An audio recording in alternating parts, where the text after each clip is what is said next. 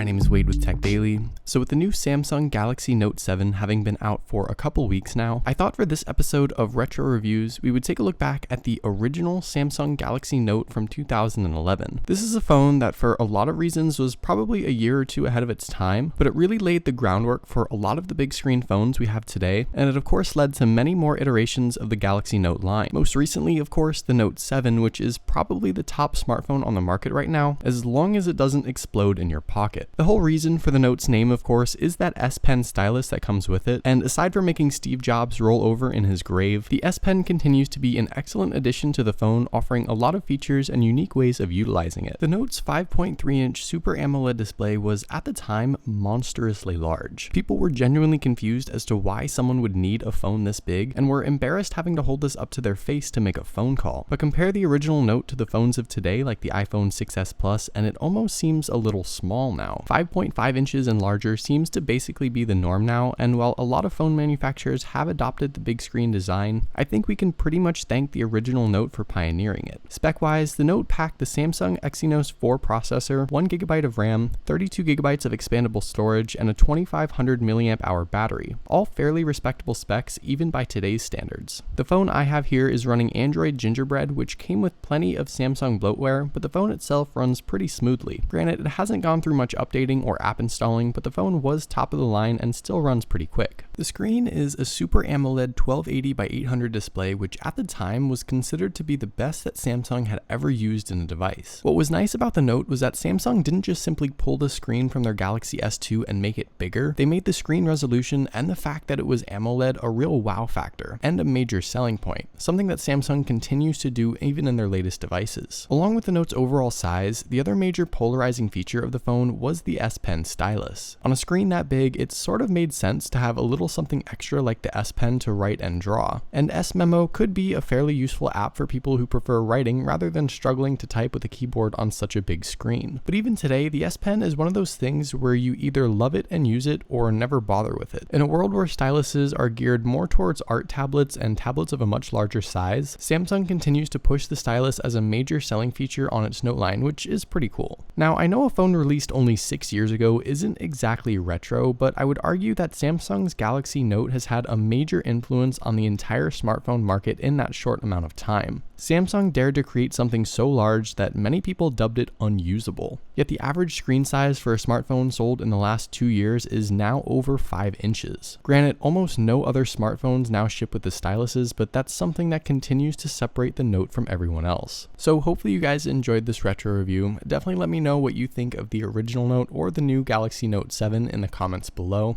Also, be sure to follow TechDaily on Twitter and subscribe to the TechDaily YouTube channel if you haven't already, and I'll see you guys later.